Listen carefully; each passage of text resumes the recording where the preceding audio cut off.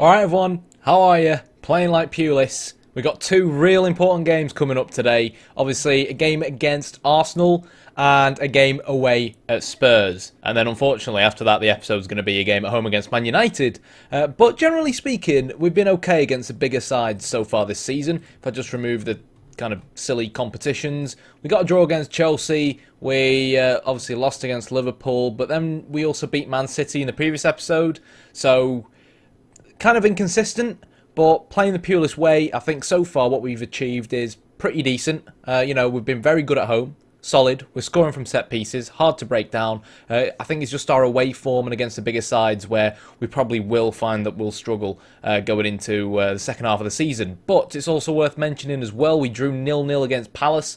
Not an ideal result, obviously. It was a very, very even game. We had chances, they had chances, but rather than look at it from a negative perspective, I'm going to try and put a positive spin on it and say we've newly gotten promoted. You know, Crystal Palace have kind of cemented themselves in the Premier League for quite a while. And once again, it means we remain unbeaten at home. Should have really beat West Ham if it weren't for giving away a penalty. We beat Man City at home, which for me just goes to show how good we've been at home this season. We really have been. The only game we lost at home was against Southampton, which was really disappointing.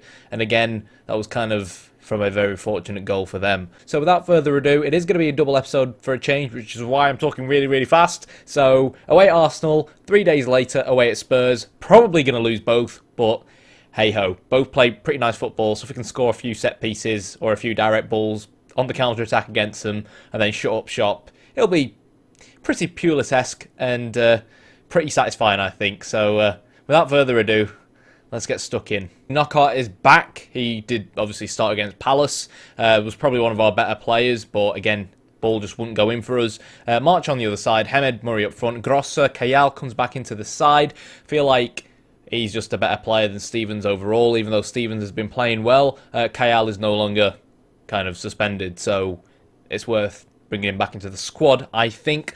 Dunk and Duffy continue at the back. Wouldn't really be surprised to see Goldson maybe regain his place in the starting 11, simply because Dunk hates me. But Goldson is currently injured right now, and Hunemeyer also hates me, wants to leave the club, but he's obviously going to take his spot on the bench. Worth also mentioning as well that Brighton seem to have a decent spark of a player in the under-23s. 21-year-old Ales Mateu, I think that's how you say it. He's from the Czech Republic. Very, very good defensive fullback, can also play centre-back as well. Decent tackling, decent marking, decent heading, very good work rate, very good physical attributes. Obviously, he kind of lacks crossing, but that's why he's a defensive fullback. So he's very much so a Pulis-style fullback, more so than perhaps Bruno is. So in January, we're probably going to try and flog Bruno, and I want to try and get Mateu involved a lot more in the first team. But as you can see, he's currently spraining his ankle ligament, so he's not going to be featuring. But that's going to be it, really. That's going to be our starting lineup. So without further ado, let's go see what Arsenal are doing. Deep breath before the time runs out. Arsenal are playing with a 4-2-3-1. Czech, Bellerin, Mertesacker, Koscielny, Kolasinac, Coquelin, Xhaka, Walcott, Mesut Ozil, Sanchez and Olivier Giroud. Yeah, I've got no idea whose idea it was. The only real time you can actually see your opposition's formation is there at the start, and it only flashes up for 10 seconds unless you put the formation widget on or you go into team analysis, which is really crap. So, SI, what are you doing? Okay, rant over. It seems like every single video I rant about the UI. So obviously we are going to start off defensive. Cautious once again. What am I going to tell them? I'm going to tell them we've got nothing to lose here. Well, that went well. So we've got to now try and fix that. So let's be assertive. Tell them I've got faith in them. We've got two happy players. Look, it feels like from this point onwards, guys, no matter what we do in terms of, trying to win these players over, the dressing room was lost weeks ago. I just want to get this season done and dusted and see where we end up trying to play the Pulis way. Oh, we've missed the Ringa Roses. Apologies about that. This pitch is a little bit bright, isn't it? Okay, there we go. Let's demand more. And as soon as we hit the 4-minute mark, we'll make our switch. We are obviously away from home against an Arsenal side where, let's be honest, we're not really expecting to get much, are we? But, you know, we can try. So, where's Coquelin? Here he is. And on that note, let's get the ball rolling once again. I keep saying this like every episode, but playing this type of game style, it's so important we can tackle and win the ball back. Can Knockout actually reach that? You can see that kind of... Ooh, I'm making noises now. Murray finds Anthony Knockout, who whips the ball into Solly March, and there we go. I've got no sleeves on, and I've just noticed that. But I don't care. You didn't see my armpit hair. Solly March makes it 1-0 away at the Emirates. Lovely jubbly. Murray has a mohawk on this game, and so does Anthony Knockout. We are literally Mohawk Albion FC. Solly March, wow. From the left wing, headering it in, and it's probably about time we just go a little bit defensive for the next 5 minutes, just to try and solidify ourselves up. But that was it. I mean, I'm probably going to jinx it now, but that was it. You know, you look at the match stats based off of... Oh, okay, let's see this. Based off of what we've seen so far, and the game was basically all Arsenal. Oh, come on. Oh, what is this? Penalty? What? What? What was that penalty for? What? I don't even know what that penalty was for. So there's the equaliser. Giroud is going to make it 1-1. Okay. Fine. One thing I've noticed is we don't seem to have that much going forward on the right-hand side of the pitch, which is disappointing. That was a nice head from Hemed, but Murray didn't manage to win the ball back. Direct ball towards Theo Walcott. Real nice tackle, and now Murray, he's going to miss. Yeah. Honestly, Football Manager 18 can do one. The amount of 1v1s your players miss is ridiculous. It happened to us against Liverpool, and it's happening to us again against Arsenal. Olivier Giroud, 4th goal. Bloody hell, I almost had a heart attack there. I legitimately thought it bugged out or something, and Arsenal had scored. This team talk could make or break really what's going on. I want to tell them not to get complacent, but it's difficult because we're the underdogs. I'll cautiously tell them I'm happy with the performance. Okay, some players are switching off. Not really ideal. Glenn Murray's looking nervous. I think Izquierdo naturally is probably going to feature soon. Arsenal being at home will start to throw men forward naturally. So if we can bring on the pace of Izquierdo up front. Mertesacker on the left-hand side, eh? Tell you what, that's something we can... what is that? Charlotto wanting to come on. That's something we can look to exploit. Charlotto's had a terrible game, you know. Yeah, Mertesacker's their right centre-back, so Izquierdo should hopefully be able to knock the ball past him and utilise his pace. Charlotto's not had a great game, so I'll bring Rosigne on, simply because Rosigne has been pretty solid when he has played for us, to be fair, so he does deserve a little bit of game time. Hemed, you can see he's doing... Oh, fantastic closing down. Really well done there from Toma Hemed, but what's the use? What's the use when we don't even win that ball back now? Bloody hell, we're getting stuck in here, but Bellerin... Oh, what's Krull done? Okay, that... Olivier Giroud is still scoring goals, apparently, according to the top of the screen. Ramsey finds Mesut Ozil, and it's a great interception from Suttner, and we can now... Well, I was going to say we can now turn defence into attack, but again, no one's really fighting for it up front. And my strikers and wingers... Oh, there's... Rosigne followed Welbeck through, and I think Shane Duffy was a bit reluctant to put his foot in there, simply because...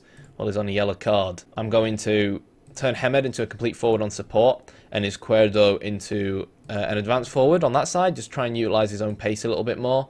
And a part of me wants to move Knockout forward a little bit more, but we'll leave him where he is for now. We'll bring on Stevens as well, but set him as a ball-winning midfielder on support.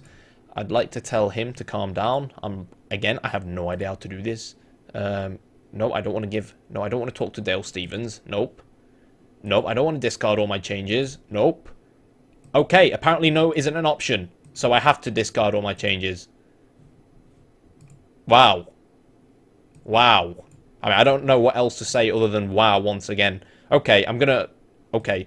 In fact, I'm going to leave Hemed as a CF on A, because to be fair, we need a goal. But I'll bring on Stevens regardless, and set him on support duty. Still feels like... You know, comparing both sides, Arsenal, yeah, okay, they've been the better side, but you kind of expect them to be the better side, but we've still looked decent on the counter-attack. It's just a case of we need Okay. Okay. I mean, the real issue there was how Mesut Ozil was basically allowed to run straight through the middle of the park. I tell you what, Tony Pulis won't be proud of that.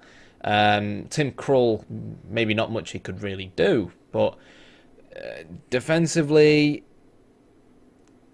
not good. Disappointingly, we took a 1-0 lead, and we've not really done much going into this second half. And, you know, it kind of links back to me kind of saying that the players don't respect me. The halftime team talk didn't really go well. And going forwards, bar the goal, it has really dried up in this second half. We're not winning the ball in midfield. There we go. Come on. 3-2. And let's... We're going to get a 1 versus 1 chance here and we're going to miss it. Oh, we had so many players in the box there. It's still alive though, and it's over from Dale Stephens. Not good enough of a cross from Anthony Knockaert. You can just tell there is a significant difference in quality between the two sides. Arsenal's 3 clear-cut chances kind of suggest that. But we've created chances. I think he has to score now.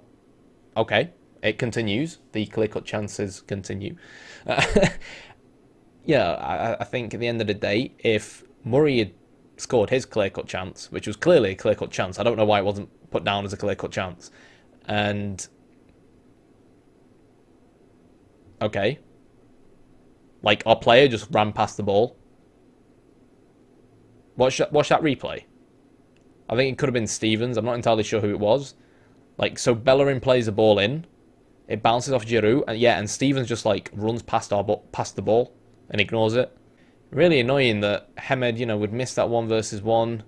It's another 1 versus 1 miss. You know what? I give up on FM18. Yeah, it's just incredibly frustrating because we had the same thing happen to us against Liverpool. Okay. Okay, that'll do, I guess. We had the same thing happen to us against Liverpool where we played alright, had chances, but maybe lacked the individual ability up front to really make a difference. There, Lewis Dunk kind of just kicked the ball against our own player and Theo Walcott scores.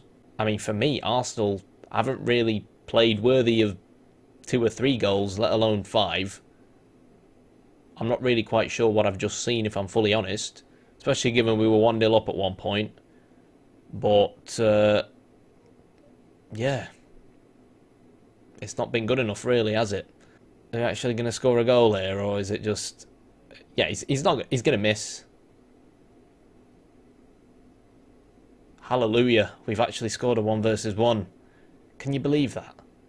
I mean, satisfying in the sense that it's the type of goal we're looking to score. And a part of me is kind of annoyed that it's Izquierdo on the right-hand side rather than Hemed looking to exploit the slower Mertesacker because players seem to swap by themselves.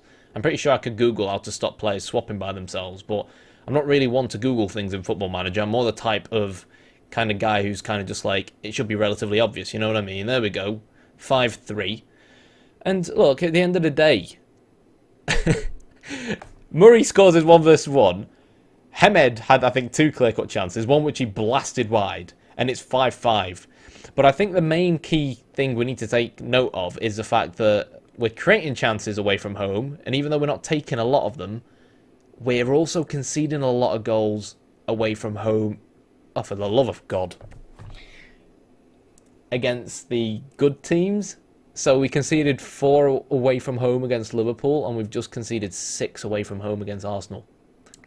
The issue is that the types of goals we've been conceding, for me, don't feel like they're things that can potentially be addressed tactically. It just feels like, oh, for God's sake, are we going to make it 6-4 now? Wow. Better check getting a hand to that. I thought we were going to make it 6-4. Go on, one more hoof. Whip it in. Oh, hello. Oh, it's wide, but it would have been offside anyways. It just feels like the types of goals we've been conceding have just been ridiculously unlucky, or individual players have just honestly not even shown up. The first Arsenal goal was a penalty. One of Walcott's goals, Stephens runs past the ball in our box, and that goal from a set piece was a mess. And I think it was one of Welbeck's goals. Lewis Dunk clears the ball. It hits one of our players on the bottom and bounces into Welbeck's stride. So I don't really know what to say. We've lost 6-3, but it makes me wonder whether we're going to maybe need to take a slightly more conservative approach away at Spurs, because we've just been conceding far too many goals away from home. Okay then, so Yuri Skalak comes into my office telling me this doesn't have to go outside this office, but I think you were too harsh on the team during the team talk you gave against Bristol Rovers under-23s. I'm not sure what team talk he's on about, but this is the level of ridiculousness it's reached right now, that I'm being blamed for team talks I never even gave. In terms of our starting lineup against Spurs, Krul, Charlotto, Duffy, Dunk, Sutner. Kayal stays the ball-winning midfielder after that shocker of a goal that Arsenal scored, thanks to Dale Stephens not knowing where the ball is. Knockout on the left, Solly March on the right, Grosser plays in the middle of... You know what? I'm actually going to give Proper a run around in the middle of the pot, but then you don't get the dynamic. But Grosser hasn't exactly been phenomenal either. I'll leave Grosser on, but try and give Proper some game time. Izquierdo got an assist in the last game and a goal, so he's going to start up front alongside Toe Mohamed, with Glenn Murray ready to come on off the bench. In terms of tactically, instead of playing our regular approach, again, we need to be a little bit more solid away from home, so I'm going to try and use our slightly more park the bus approach, which isn't really a park the bus approach. It's similar to our normal approach, but the instructions vary a little bit on certain players. Our wingers basically become support players, and the team instructions, you see things like use tighter marking and a slightly more deeper defensive line come into play. One thing I'd probably change is maybe change the much deeper defensive line to a normal defensive line, because they've only got Harry Kane up front and he's not that fast. But then again, Spurs do have some fast players. We are going to start off defensive though, and let's see who Spurs or Pochettino's men are going to be playing themselves. Watch Harry Kane not even be in the starting lineup now. So, Harry Kane, Sissoko, Eriksen, Son Heung-min. So, not as much pace as I thought on the wings. Wanyama, Ali, Aurier, Alderweireld, Vertonghen, Rose, and Hugo Lloris. So, still a very, very strong side. Players not really interested. I'm probably going to tell them, go out there and put on a worthy display. Some like it, some don't like it. These two are happy with me, so I'm not going to make them more angry with me. So I will cautiously tell people that I have faith in them, and only Pascal Grosso looks delighted. But if it means he actually plays well for once, then I'm more than happy with that. So without further ado, we're going to go into the tunnel, and let's kick off. Here we go then. So we walk out at Wembley. Grosser now is going to whip the ball in, and oh, what a save there from Hugo Lloris. Clear-cut chance it goes down as well. Even though, let's be honest, we've not exactly been strangers to not putting away our clear-cut chances. I also changed the training going into this game to focus a little bit more on defensive positioning. Hemed now, with a chance, finds Anthony Knockaert, who needs to whip this ball in, and he does. And I've seen a lot of those types of crosses on FM18, where like the player crosses, but it looks more like a shot, if I'm being fully honest. This isn't a good counter-attack. Not at all. Not with Dele Alli running at that pace. Good tackle, though, from Sutner, and we probably need to, again, even though I made these changes before, make sure we keep an extra person back. Kayal's going to pick up that yellow card. We'll tell him to calm down at half-time, but in terms of actually creating chances, it's been mainly us that have created chances for Spurs to worry about. Kayal there with a bit of a dodgy header. Eriksen is going to pass the ball to Harry Kane, and that's a phenomenal stop from Tim Krul. Sutner tries to clear the ball. It does deflect off a Spurs player. And if you look at the fitness on the left-hand side, you know, Danny Rose is looking knackered on that left-hand side. So one thing I am going to do is actually move Solly March up here and specifically tell us to try and exploit our left flank. Wait, actually, no. Is Danny Rose... Danny Rose is a left-back, right? So we want to exploit the other side. Jesus Christ. Okay, change of plan. We're exploiting the other side. Because, obviously, yeah, I was thinking left-back, and I didn't realise that their left is our right. Okay, sorry. So, yeah, we'll tell Tim Krul as well to aim the ball more towards Toe Mohamed on that right-hand side. If Hamed can use his size to, like, nod it down and give the ball to Knockaert, he can outpace him. Quite simple, really. Hamed picks the ball up. He's looking for someone make... Oh, for the love of God.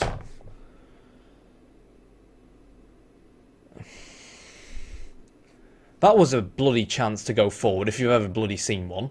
At 0-0. And Kuda's going to come on. This game... It's not like we've not had opportunities. You get where I'm coming from. This game, for me, feels winnable.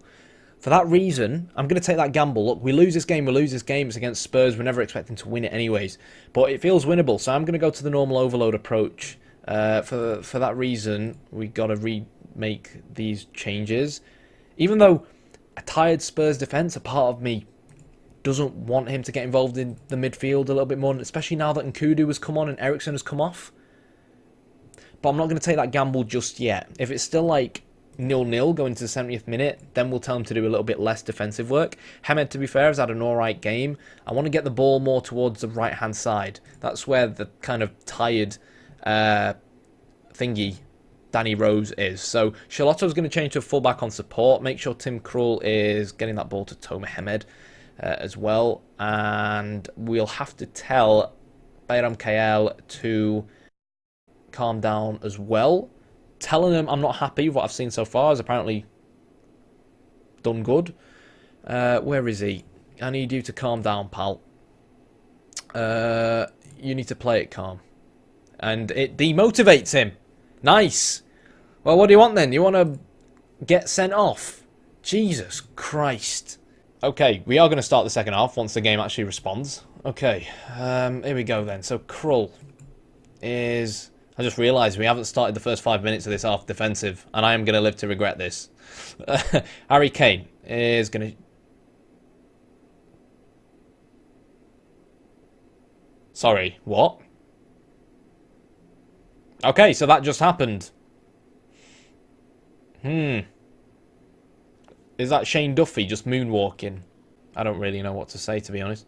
Okay, Sutner is going to find Hamed, and we can pounce on the counter-attack. Izquierdo looking for a run, and instead of opting to maybe play one of his teammates in, he does that. So now Ben Davies is going to come on.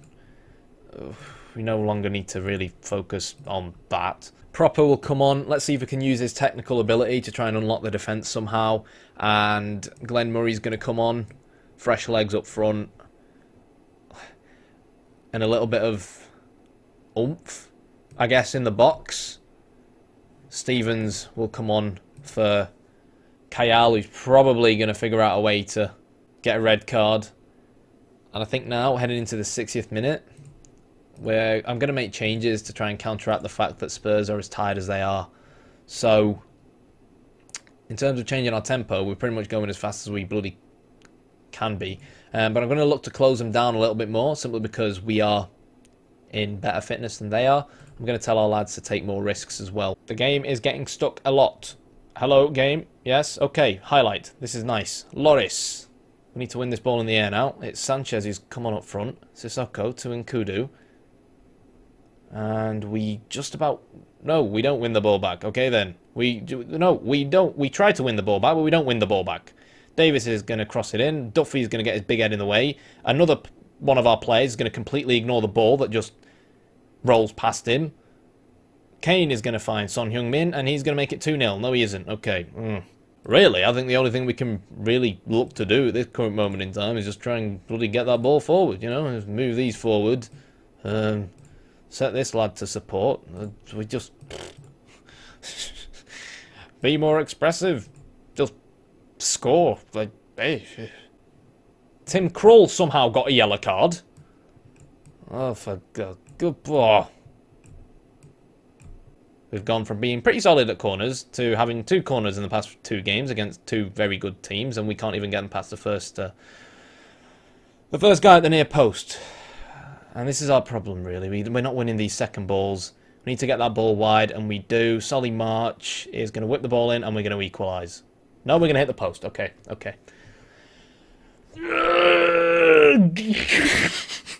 I don't know what to say. Like, them clear-cut chances against Liverpool. Them clear-cut chances against Arsenal. We have the chance to equal... What is he doing? Glenn Murray?